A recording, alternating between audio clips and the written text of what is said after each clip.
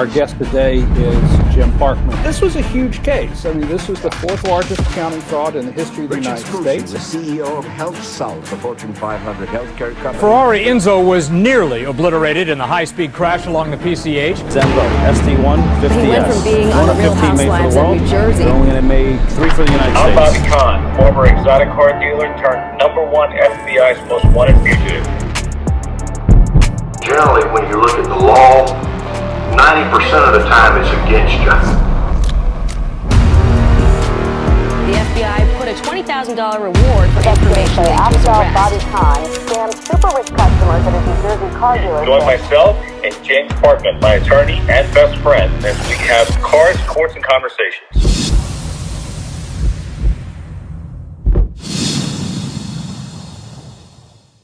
Hey, welcome back to another episode of Parkman Khan Unleashed. That's Jim Parkman. I'm Bobby Khan. And I guess today we need to get into the election. It's only, 5 days away? Not even? Yeah, not even. Tuesday. Yeah, Tuesday. It's Tuesday. It's almost here. Tuesday. So it's been a crazy week, Jimmy. Well, anytime leading up to a election of any import is going to be crazy. And, it's like every couple hours, something crazy keeps coming out. Something new. Like, you just got to get your popcorn, sit there, like, all right, what's next? Who's doing this? Trump's here today. I got an invite late last night, from one of the congresswomen. She said, hey, coming to town, you want to come see the Trump rally? I'm like, I just went last week, and I went to a couple others, and it's trick or treat today. Got to take a picture treating. So it's like, do I go see Trump, or do I go trick or treating? I'm still on the fence. I still got about an hour to decide if I'm going to go or not. Well, maybe you'll let us know. I learned something this week that I really didn't know. What?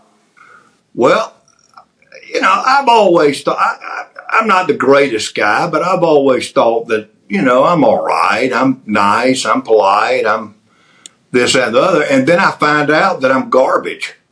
And, I did. I found out that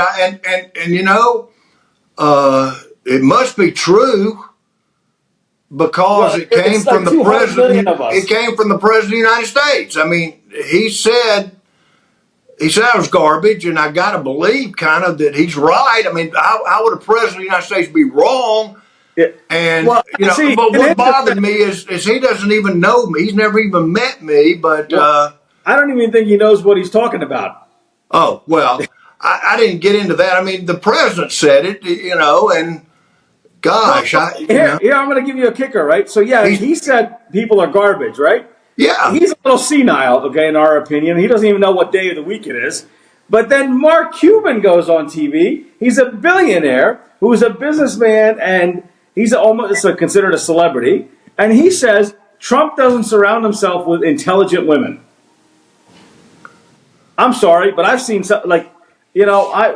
I've seen some of the smartest women hanging around Trump, okay? I've met Tulsi Gabbard a couple of times, and she's a very smart woman. And guess what? She's around. I've met Danica Patrick. Guess what? She's a very smart woman. I've met countless other people. I've met Marjorie Taylor Greene. She's a smart person, and she's around Trump. And then all the other women that I've seen in person that support Trump. I was having dinner with somebody that you actually know, I'll tell you about later, last night. And she's a huge Trump supporter, and she actually even has Trump at her house for fundraisers and stuff like that. Wow. And we were talking to her last night, and guess what? She's a diehard Trump supporter, and she's a very smart woman. So to go out there and not did you alienate 200 million people by calling them garbage this week, but then you come out and some other person that's campaigning for Kamala says, well, the women aren't that smart. What are they thinking? Well, I took it that, if the president of the United States says it, it has to be correct. So I went and you bought a garbage bag? No, yeah, I got in it and asked my wife to take it out, and by golly, she did it. She took it out and put it in the garbage. I don't know how to take that either, but I guess she and the president is correct. Did you see all the videos of people wearing garbage bags like yesterday? No, I didn't see that. I need to get my garbage bag. I'm going to work. Let me get dressed up for work. Yeah. But Trump was hilarious yesterday when he pulled up to Wisconsin in the garbage truck. Oh, yeah. absolutely. I mean, that's savage. That's classic. That's classic, you know. That is classic. And then he's got the vest on, and he does his rally, because he always does a signature Navy suit, right? But yesterday, he had the vest on.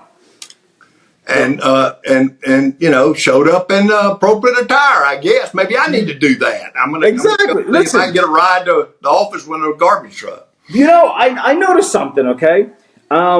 In 2015, when Trump was running, 2016, it was like a lot of people didn't know that, you know, nobody knew that Trump was going to win. Everybody just thought Hillary was a shoo-in, right? Oh, yeah. So many sleeper people came out and they just voted Trump in. And then 2020, people were afraid to say they supported Trump. Well, this year, I don't know about Alabama, but over here, it's not like that. You walk into a store, Trump shirts, Trump hats, Trump this, Trump windows. I mean, today I passed 2 dump trucks with Trump stickers on the side of them, right? I'm looking at, you know, videos online from local people here. Their kids are dressed up as Donald Trump for Halloween. And it's like, okay, this is a shift. There's something going on here this time that you don't see it. I literally saw, right before you got on, there was a video of a guy, and he put up, he's got a dealership. And so pickup trucks, and put Trump 2024 on the side of them, and got all his employees to drive up and down the highway. Most dealers back in 2020 were like, oh, I don't want bad press. I don't want people to get mad at me. It's not that same thing anymore. I think the landscape's changing. Yeah. Well, you know, I got to be serious. That was a joke about the garbage thing. You know, that doesn't affect me. I understand it. And, you know, I mean, I understand it. I understand what they're trying to accomplish. And I understand they're trying to get people to the poll. I know that. And that's the sad part about politics. It's dirty. It's a dirty thing. And you know, I was always raised, you know, you never judge everybody by one person or whatever, you know. Yeah. You don't, it's not an all-inclusive club that everybody's a member of, okay? Nope. So, I wasn't shocked that he said it. I really wasn't. Because I do think sometimes that, I mean, I think he believes it, but I don't think he really meant for it to come out like that. But I think that at this point in time, you know, what's interesting to me is what I'd like for President Biden to know, okay, is you may hate the Republicans and you may hate Donald Trump, but let me tell you something, buddy. They're still all American. Well, it's not that, but you better take a look at your own party and what they did to you. Yep, exactly. Okay? It kicked you out. It was a coup. I mean, it was. And so you better take a look at these buddies that you're siding with and all these friends that you think, and go back in time and think about the conversations they had with you and what they told you you were or not. Yeah. And, you know, this kind of thing. They sold you. Like, you know. Yeah. And then I think if you open your eyes to that, okay, I think that you will understand what politics is all about. Yeah. It doesn't matter who you step on. It just matters that you step on them and try to keep moving on up. Absolutely. And it's all about holding power. That's all. That's right. And so, you know, they'll do anything to hold power. You know, and President Biden, let me say this. I've never met you a day in my life. But look, anybody that can run for president and win has to be a great person. I mean, you know, Bobby, me and you have no shot at it, okay? No, we have no shot at it. Yep. We would say, I respect the office of the presidency, and anybody agree with the person. Wait a minute. But anybody that wins, okay? There's only been 46 so far. 46. Yeah, look, if I ran, my wife wouldn't even vote for me. So I'd get no votes, okay? Yeah. So I'm saying to you that in this particular set of circumstances, that when you win something like that, or you're able to run for that, yeah. That's a huge deal. You're a remarkable person. And, you know, I don't doubt that. I have no doubt in my mind that you are, you know, both of them are a remarkable person because they're both got there and they both won and they both have been presidents. And look, something that I wish I could obtain, I'll never obtain in my life. It'll never happen. Same here. You know, Yeah. that's something that, you know, obviously everybody well, not everybody, but I mean, a lot of people would wish that they could do that. But Yeah, in history, only 46 people, and now at least 47 up until now, managed to do it. Right. And I'll never be one. So I've got to admire people that do that. I may disagree with your politics, but I certainly admire that that you have risen to that level that you can be considered. But that's what democracy is. I mean, look, you don't have to agree with somebody's politics, but that's multiple parties. And I want people to know, I watched that debate between Biden and Trump, and I'm going to tell you something. I felt sorry for him. Yeah, me too. And I really did. I felt like that he was put in a position that maybe if he had a true friend would have stopped that. Okay. Yeah. Well, it's like putting a boxer that's at the end of his career back into the ring and making him go for 12 rounds. It's like, throw the towel in. It's over. It's over. And you're getting, but that was one that I just sat there and I was like, oh man, please, please don't do this to Well, I'm sure that he, in order to step aside, I'm sure he made a lot of deals like, hey, after the election, I'm going to pardon my son. I'm going to do this, that. Okay, they're like, fine, do whatever you want. Wait till the election's done. We'll pardon Hunter Biden and move on. And that's it. So, that's and in reality, I really don't care. Yeah, I don't care at this point. I mean, if I was a dad. Yep. And if I had pardon power, I'd be pardoning everybody I could. Why not? Especially my son. Yeah. First thing. Yeah. That's the first thing I would do. And it's his prerogative. It says, right, he's got it. He can do it. And his political career comes to an end next week. So it doesn't matter anymore if he upsets people or not. He's gone. Come January 20th, he's going to go into retirement. And the next time we hear from him is when, it's his funeral. That's it. Well, yeah, or whatever. He's going to fade away. Hopefully he'll still get around. I mean, I want that for anybody. Of course, but whatever the situation is with him, I hope it gets better for him. I really do. Well, maybe maybe it was a bad day. Maybe it was just a bad day for him, and I hope that. Well, it's not an easy job, and maybe he needs to be. And some people at that age, they just need to relax. They need to sit by the pool and just live at home. That's all. Maybe you've done enough. Yeah. You've done what you needed to do in your life, and maybe it's time to do that. And he knows he's set for life at this point, so he's okay. Oh yeah. He can go and live his retirement and be totally fine. Yeah. But getting out, so when he said that about garbage and this, that, and the other about everybody, I kind of understood where it was coming from. And, I really think that, I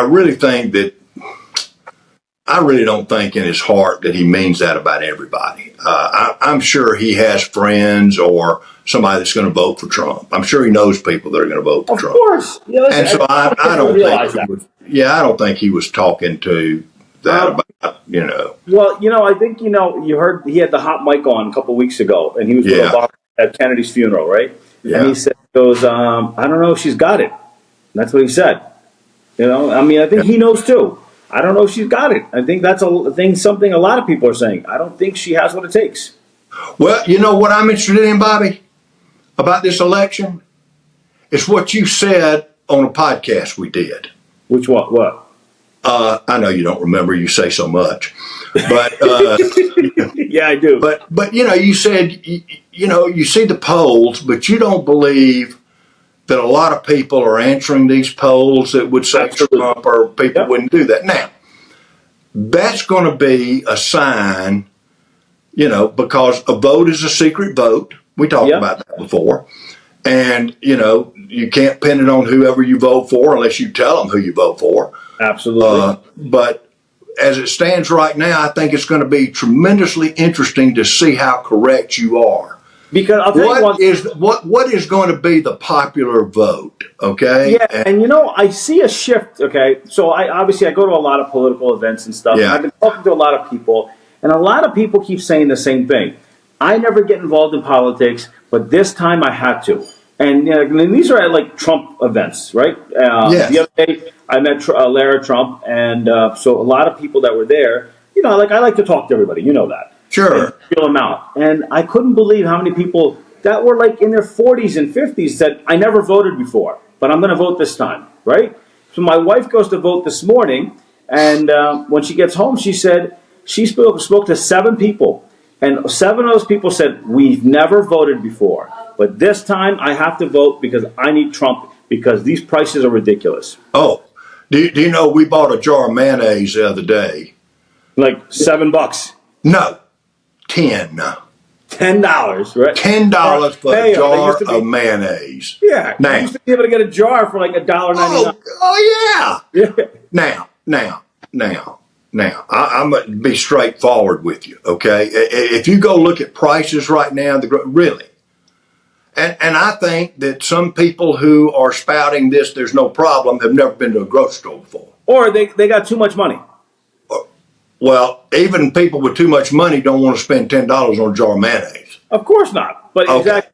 But I mean, that's how you keep your money. You don't give it away buying $10 worth of mayonnaise. Yeah, but I mean, a guy that's a billionaire or a guy that's making $20 million a movie, he's so out of touch with reality because he goes into a club and spends $30,000 in a night. So for him, big deal. It's $10. Well, that is true to a point, but probably those people don't go to the grocery store. No, they're not going to the grocery store. But they need to get out and walk in a grocery store and get a cart and go look at the prices of meat and vegetables and milk and mayonnaise. And what's the price of oil in your in Alabama? Because right now it's $4 a gallon for regular here.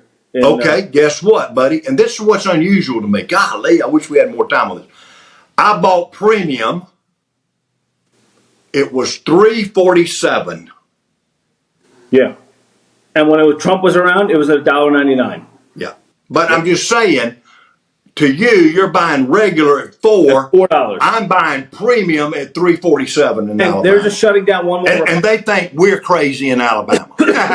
Yeah. We're, like the dollar's not going that far. You're stretching us with every little thing. And it's like people are like, no, this is crazy. We need a break from this, okay?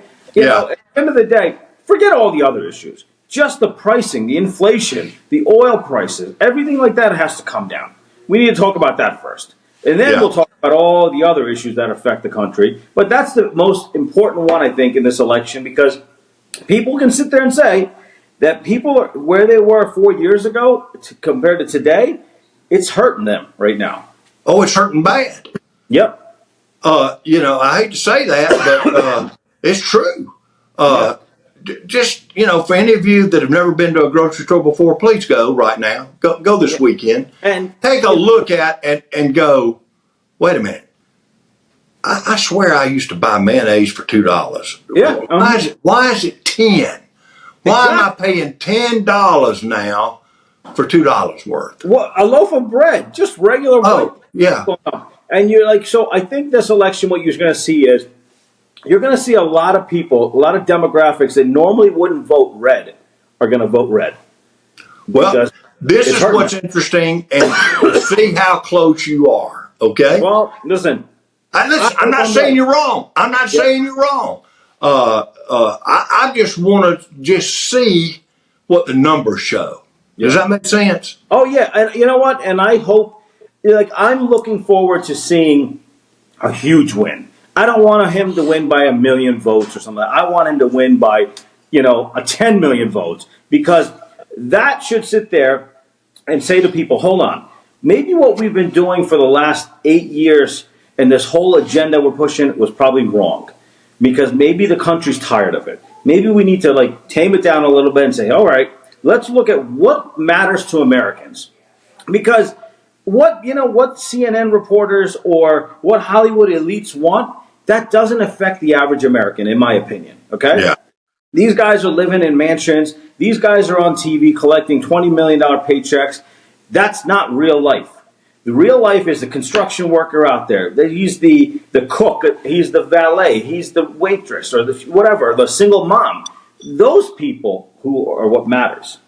You need to talk to them. And, when I go to these events, what I've noticed is that There's a difference. And I always say Trump will be the last politician that we're ever going to see like this, because he sits there and he gets down and he talks to you like you're a human being. And he understands you, and he talks to that person. He talks to that waitress. He talks to that single mother like he understands her, and in something where she can understand. Instead of giving her, nose up, political jargon, hey, I'm up here, just vote for me. I've got a plan. Just vote for me. I got a plan. Exactly.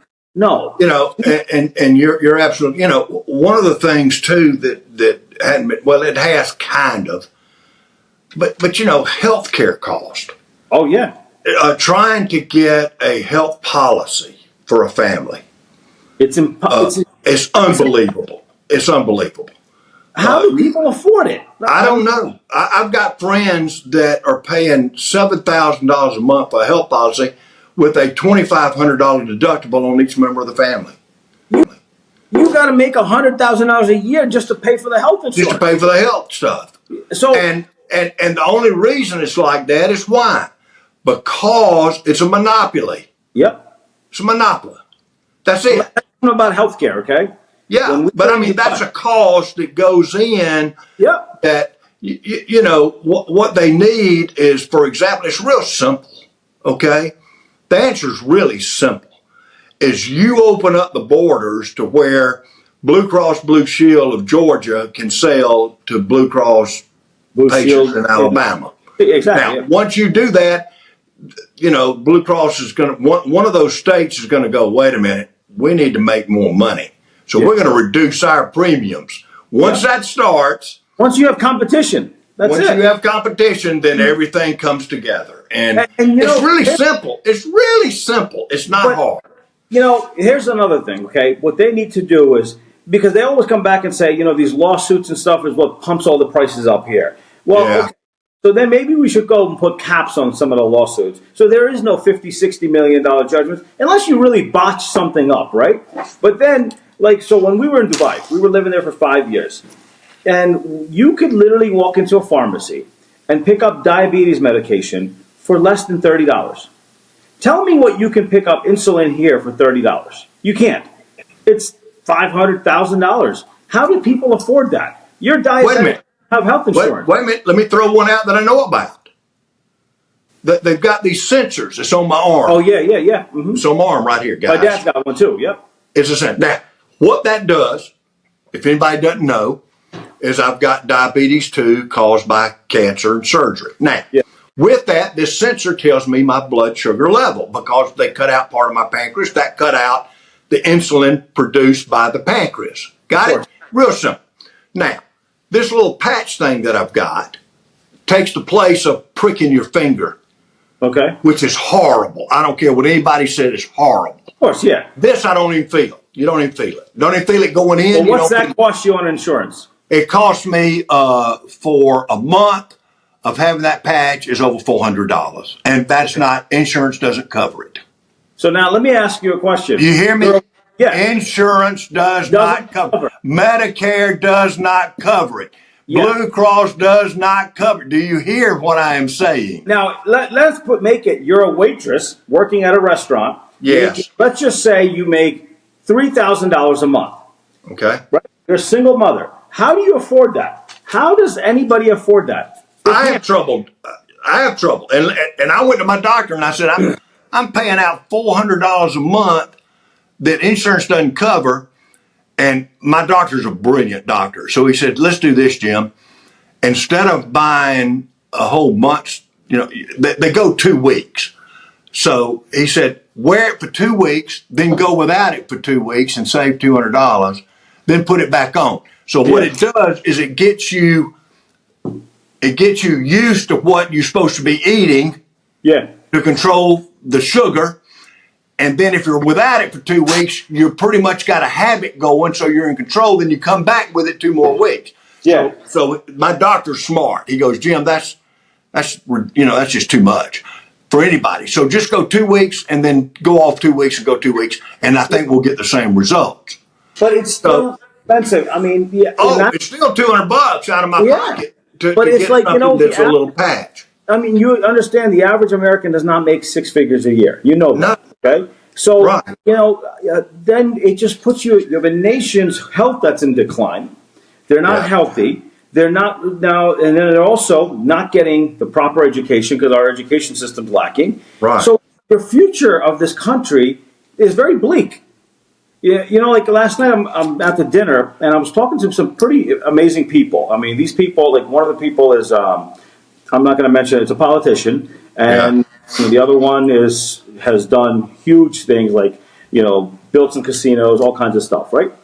And we got into the conversation about, I said, when you watch TV these days in this country, what do you see on TV? I said, I know more about medication than a pharmacist does, because I said every other ad is from a pharmaceutical company. I said, then the other ad is online gambling. Then the other ad is alcohol. So I said, we want to get people drunk, we want to get them broke, and then we want to get them hooked on drugs.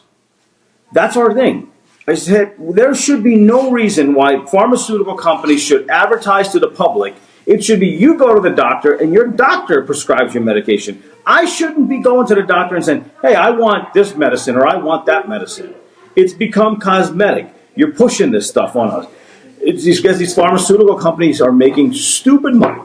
And if you're making $11 billion, $12 billion profits, that means you're making a lot of, your markup is huge. So there has to be the politician to go back and say, hold on. We're all about everybody making money, but this is healthcare.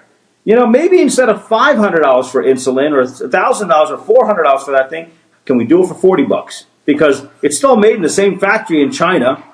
So what's your cost to put it together? Because how can you sell that here for $400, but in Dubai you can buy it for $40? Yeah. And how can they say to me, how can an insurance company go, well, that's not really covered. That's Why? just, but you need it. It's for your of health. course we need it. Yeah. And I can't prick my finger. I've done that. Yeah. And it hurts. And after a while, my dad's been doing it for 30 years now, and I know it hurts. I'm tired. But this thing is great. And I wish everyone that had it could use it, because look, I'm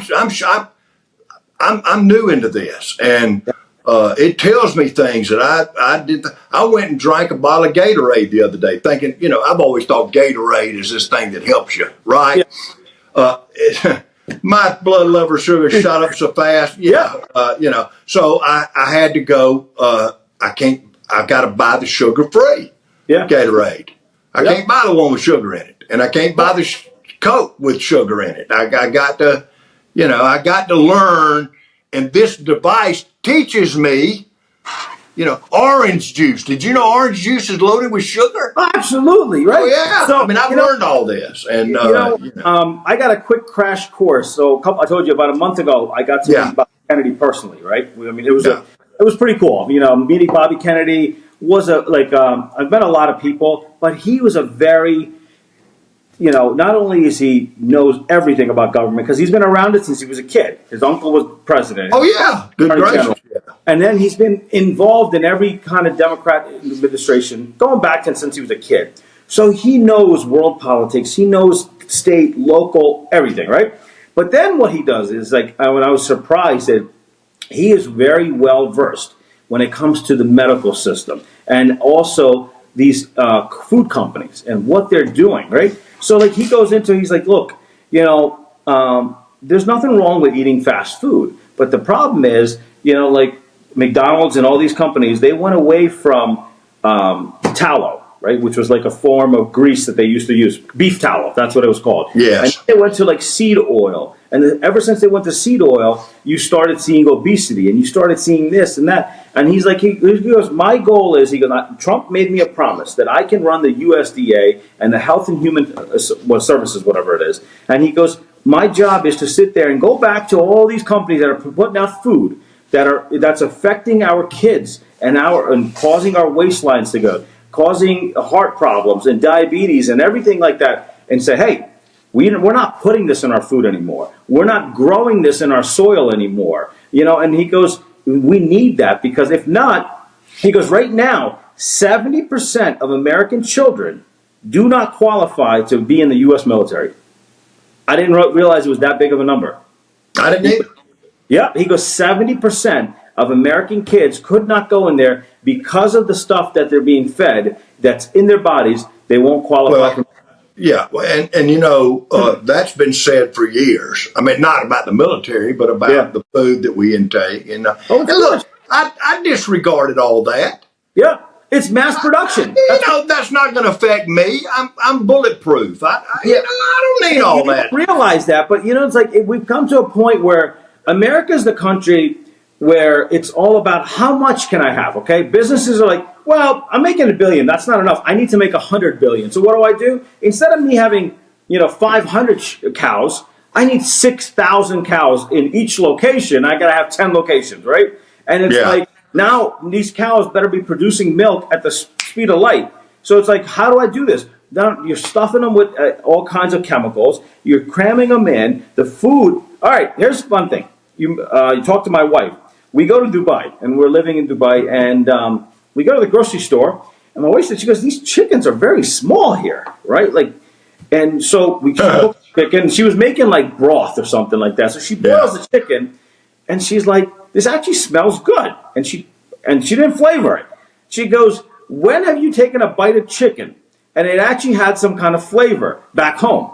And she goes, so we asked one of our friends who's a local, and he goes, because over here, they don't allow anything with unnatural chemicals. So she goes, they can't force feed these chickens. They can't inject them with stuff. So she goes, that's what a natural chicken is. That's as big as it gets. That's what you're going to get here. Well, that's why they made, isn't that why they made barbecue sauce? Yeah, exactly, right? But I mean, over here, you get a chicken and you're like, is that a turkey? Yeah. I mean, these chickens are so big because they keep pumping them with fillers and all kinds of stuff. And we're eating that. So, yeah. One great story, and we'll get to this one day. I went through cancer and cancer treatments and surgery and chemo. And so, I had no knowledge of this. This is real quick, but it's funny. And so I was with my doctor, my cancer doctor, and I go, look, is there some kind of diet I'm supposed to be on? Anytime they tell you got to what kind of diet am I supposed to have? And he goes, what I would recommend, Jim, is you eat steak every night. The protein. To help build up the red and white blood cells that are being killed by the chemo. Yep. So I went, steak every night? And he goes, absolutely. Yeah, and the more steak you can eat, the more steak you can eat, the better off you are. And I went. And then you look at your wife and say, you know how you were telling me not to eat steak? Guess that's what? Right. And now I'm going to go, Doc, I'm fixing to kiss you, okay? This is the greatest news I've had in my lifetime. Yep. More steak. Eat more steak, beef. Burgers, I'm totally good for it. Yeah, I'm with you, Doc. Now we're talking, okay? But so back to it. I think this election is very important, and I do too. You know what? I cannot wait till November 5th is over because this has been the longest election of our lives, and it's like, okay, we just want closure at this point. We just want to move on. So and let's get rid of the ads and let's get on to what it is. Let's get on with life. But I want you to know that my interest in this election is Bobby right? Are people holding back? Listen, fingers crossed. Fingers crossed that I'm actually right on this one. That's exactly right. And so and I'm not saying this to say you're right or wrong. But you brought up a good point. Yeah. And I want to see if the votes and are they showing that? Well, are we going to see the real, all the sleepers come out and say, hey, I'm voting. And I didn't tell you I was going to vote for it, but guess what? I'm going this way. Well, I want you to think about me next Tuesday. We'll be on the phone. So. Well, no, we won't. I'll be standing in a parking lot waiting to get into the voting machine. Oh, okay. We don't have early voting, as we talked about, one of the only 3 states. Yeah. Yep, so the last time I went and voted for president, there was a line out the door for a quarter of a mile, and I stood in line, okay? Well, when you're there, when you're waiting in line, make a video and send it to me. I will. Can you make a video of people voting? Outside you can, not inside. Oh, no, this is outside. I'm not talking about when you get in. Once you get to the door, off. You won. You're the next contestant on The Price is Right. You're going to hit that button. But until you get to that door, Yeah. You get to know people in line real well all of a sudden. You know, one last thing before we leave. My wife goes to vote this morning, and she says Kamala's name's on top. Trump's name's all the way at the bottom of the ballot. Oh yeah, yeah. What the hell? In California, he's on the second page. Really?